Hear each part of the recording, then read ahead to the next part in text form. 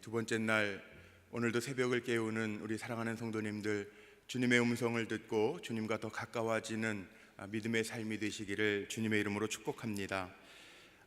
저는 오늘 이렇게 사랑하는 성도님들을 축복하고 싶습니다. 여러분 한 분 한 분이 하나님이 보실 때 기대하시는 기대주인 것 저는 분명히 믿습니다. 우리를 살게 하시는 하나님, 뜻이 있어서 살게 하시는 하나님이시기 때문에 하나님의 기대가 우리에게 있다는 거예요. 하나님의 기대가 있음을 알고 산다는 게 참 중요합니다.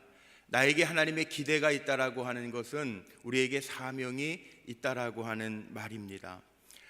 성경이 일정하게 보여주는 법칙이 있습니다. 우리는 하나님의 법칙이라고 이야기하는데 수학의 문제를 풀어가려면 수학의 공식이 있죠. 대입을 해야 문제가 풀려지는 것처럼 하나님 우리에게 주신 말씀 속에 보면 그렇지, 이게 하나님의 법칙이지 하는 하나님의 법칙이 분명하게 드러나 있는 것들이 있습니다. 예를 들면 사무엘상 2장 30절 말씀 보면 하나님의 법칙 가운데 이런 게 있습니다. 하나님은 하나님을 존중히 여기는 자를 존귀하게 여겨주시고 하나님을 멸시하는 자를 경멸하신다라고 말씀하고 계십니다. 우리가 하나님을 존귀히 여기기 때문에 이 새벽에도 이 자리에 나와 있는 거예요. 주님 바라보면서 하나님을 존중히 여기면 하나님이 한 분 한 분을 존귀하게 여겨주신다라고 하는 사실이죠.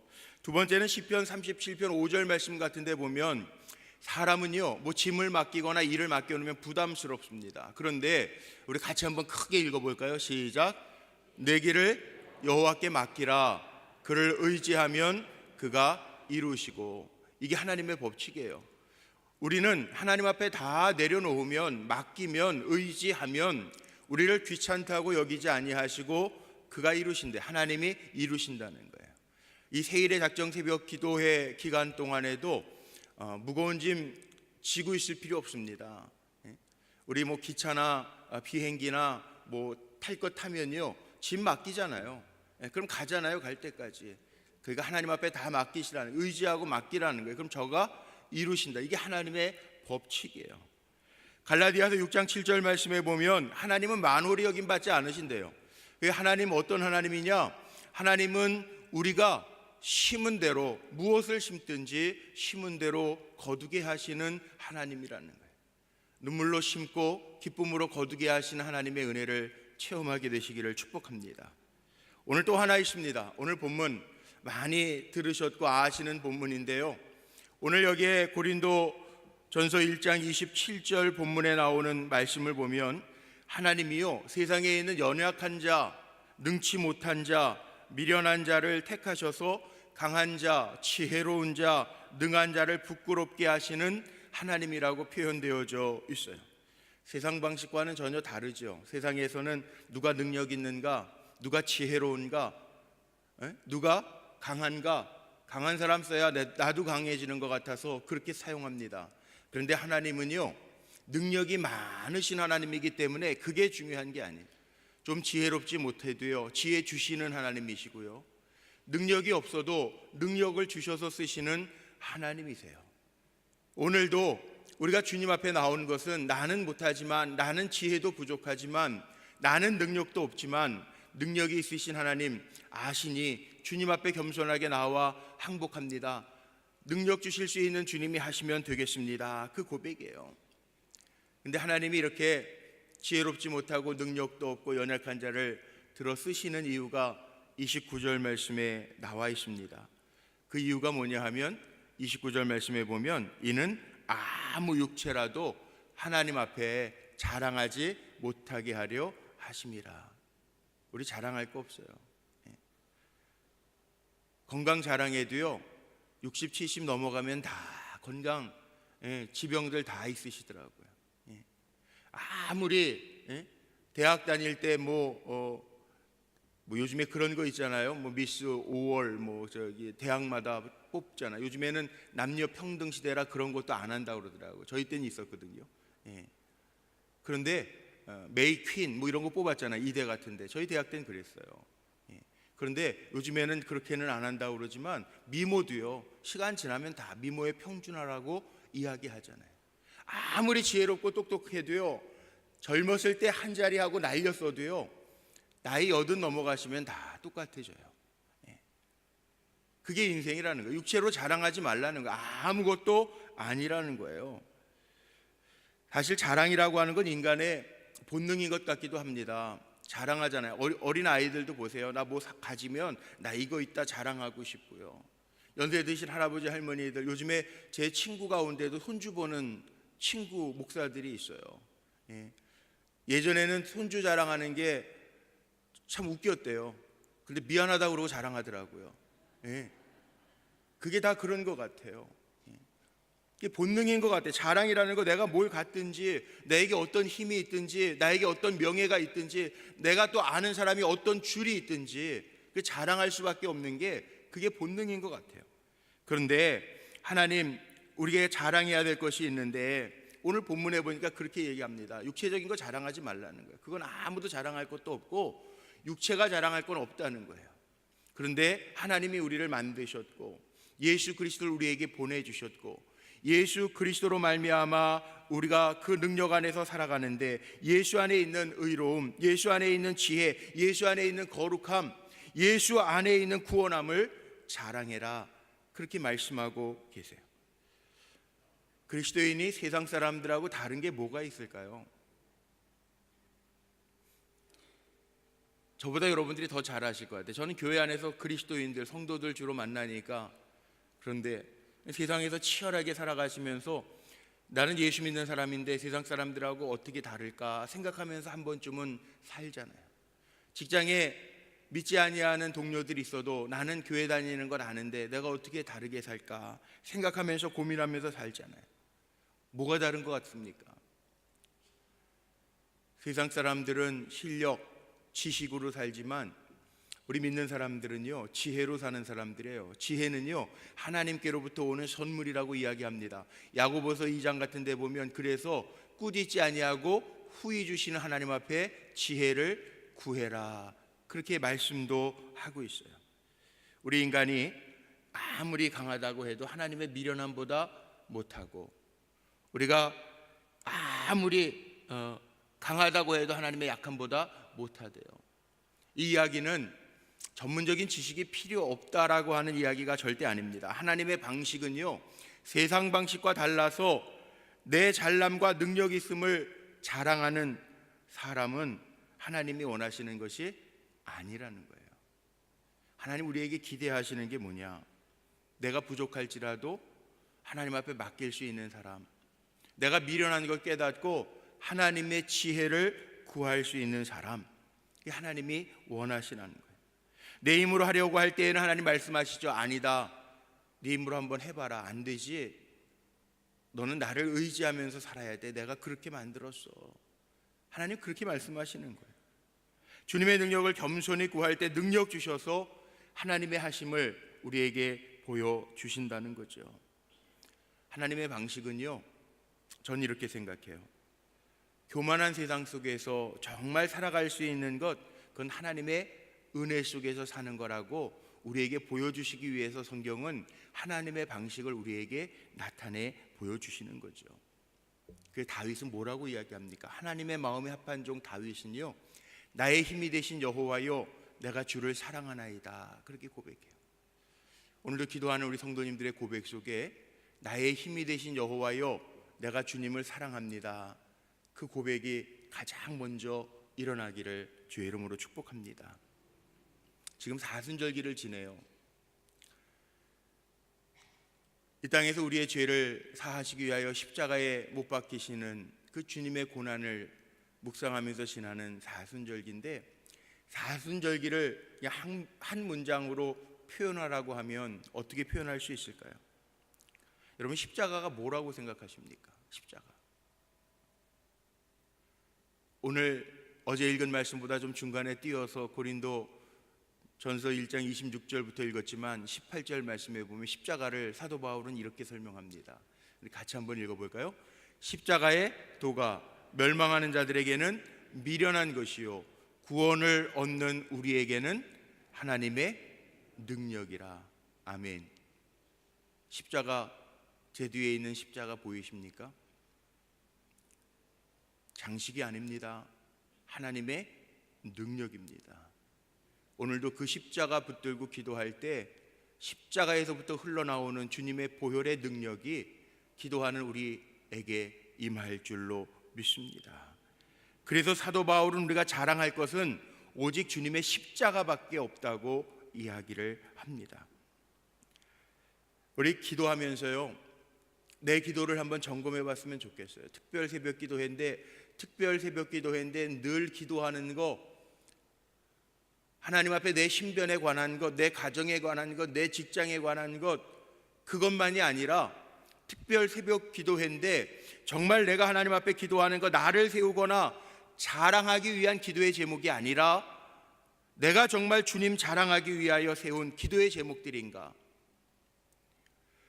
정말 주님도 고개를 끄덕끄덕 그려 주실 기도의 제목인가? 아니면 늘상하는 내 신변에 내 자랑거리 삼기 위한 기도의 제목인가? 한번 점검해 봐야 될 필요가 있습니다. 하나님의 방식이 아니면요, 하나님의 방식으로 바뀔 때까지 기다려 주신 하나님이에요. 그런데 하나님의 방식으로 기도하면요, 먼저 그의 나라와 의를 구하고 하나님의 방식으로 구하면 나머지는 덤으로 주시는 하나님이라는 거예요. 근데 우리는 늘 거꾸로 기도합니다. 내 신변에 관한 건 먼저 늘 기도하고요, 마지막에 하나님에 관련된 하나님의 방식을 구해요. 아니라는 거예요. 먼저 하나님의 방식대로 우리가 기도하면 내 있어야 할 모든 필요는 하나님이 이미 다 아시기 때문에 더하여 주시는 덤이라는 거죠. 전 이번 특별 새벽 기도회에 이렇게 덤으로 주신 하나님의 은혜가 경험되어졌으면 좋겠습니다. 이렇게 먼저 하나님의 뜻을 구하며 나아갈 때 내 기도의 제목을 살피고 하나님이 기뻐하시는 기도의 제목들을 삼고 나아갈 때 어떻게 하나님이 역사하시는지를 체험할 수 있는 특별 기도의 시간이 되기를 간절히 소망합니다. 하나님의 방식은 참 이상하더라고요. 정말 무식한 제자들을 통해서요, 권세 있는 자들을 부끄럽게 하신 하나님, 보잘것없는 사람들을 세우셔서 하나님의 능력을 보여주셨어요. 그 이야기가 성경의 이야기예요. 친구 목회자들을 가끔 만납니다. 제가 신학교 다닐 때서부터 기도했던 우리 12명의 친구 목사들도 있어요. 지금 만나면요, 벌써 이제 신학교 졸업한 지 30년이 지난 지금 만나면 그렇게들 이야기해요. 그동안 세월이라는 게 있어서 문제들이 다 있더라고요. 교회도 어떤 친구는 미국에서 오래 목회하다 한국에 왔는데 이게 쉽지 않은 거예요. 나름대로 고민을 이야기하고 기도 제목을 이야기하고, 어떤 친구는 건강에 대한 이야기도 하고, 어떤 친구는 부모님들이 치매라, 이 목회가 쉽지 않은 거예요. 자주 돌봐야 되고 하니까 어머니 모시고 사는 친구 목사님도 있어요. 자식이 아픈 목회자도 있어요. 기도의 제목들이 다 있더라고요. 목회자들에게도 개인의 기도의 제목들도 있더라고요. 그런데 결론에 가서 보면요, 다 주의 나라를 위해서, 교회를 위해서 주님 사랑하는 길을 끝까지 잘 걸어갈 수 있도록 부탁하는 기도의 제목들이 우리의 기도의 제목들입니다. 그래서 제가 그럴 때 그런 얘기해요. 우리가 목사는 목사구나. 우리의 자랑거리가 내게 있는 것이 아니라 주님 안에서 자랑하게 된다면, 제가 분명히 믿는 게 있어요. 주님은 만홀히 여기지 않으신다는데, 주님을 자랑거리 삼고 살면 주님도 우리를 자랑거리로 삼아 주실 줄로 믿습니다. 성경의 스토리들이요, 모든 이야기가 그렇더라고요.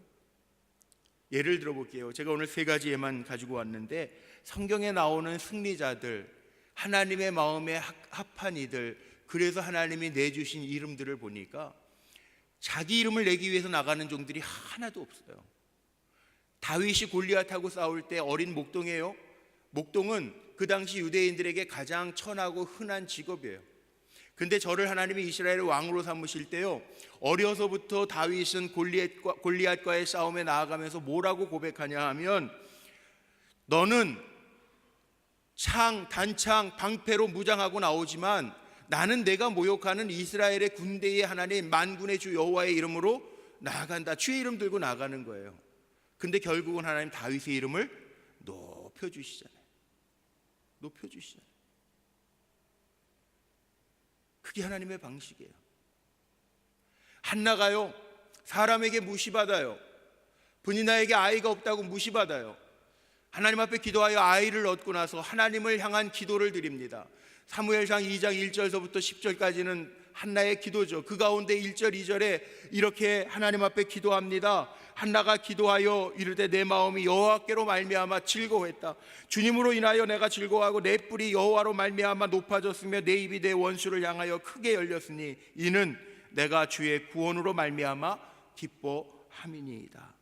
여호와 같이 거룩한 이가 없고 이는 주밖에 다른 이가 없고 우리 하나님 같은 반석도 없으시니이다. 하나님을 고백해요.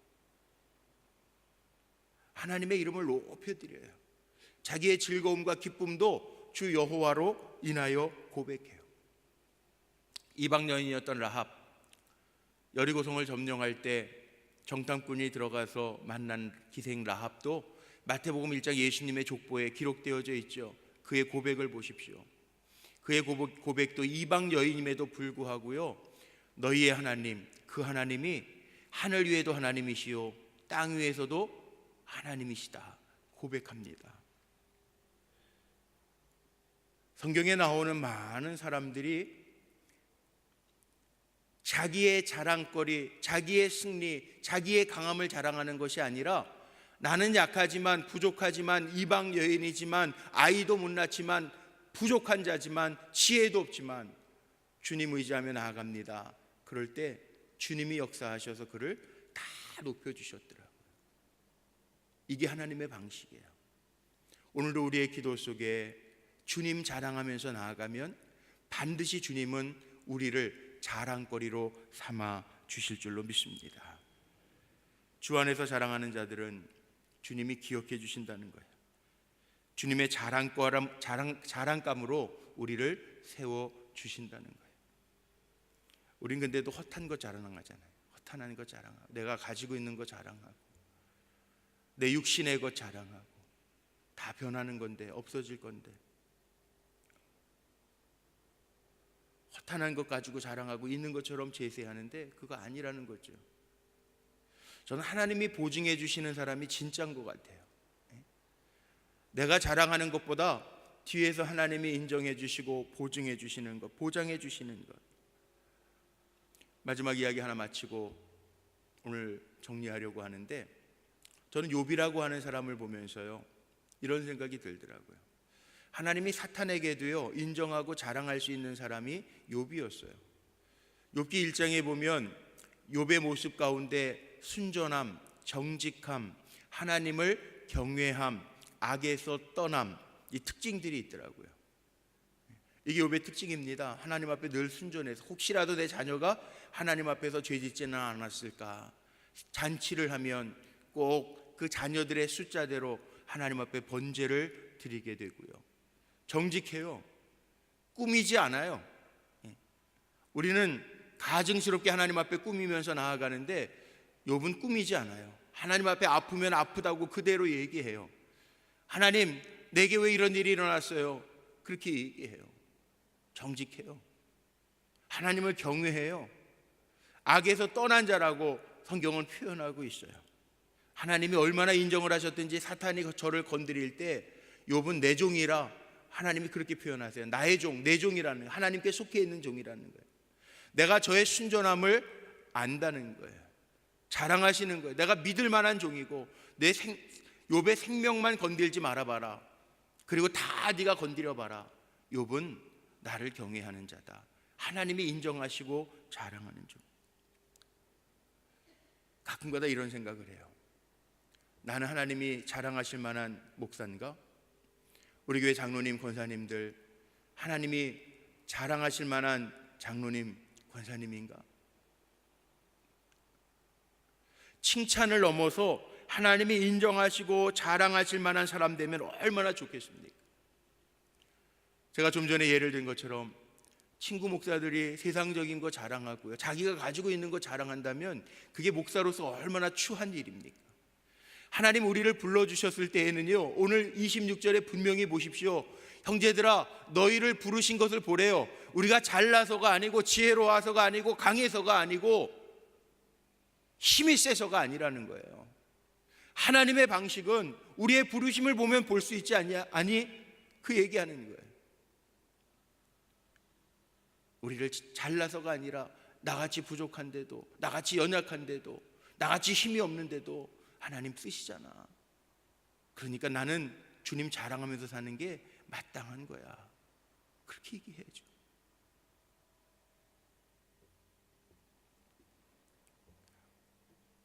얼마 전에 페이스북에 저 삼일교회 송태근 목사님이 하시는 설교 가운데 그런 설교를 들었어요.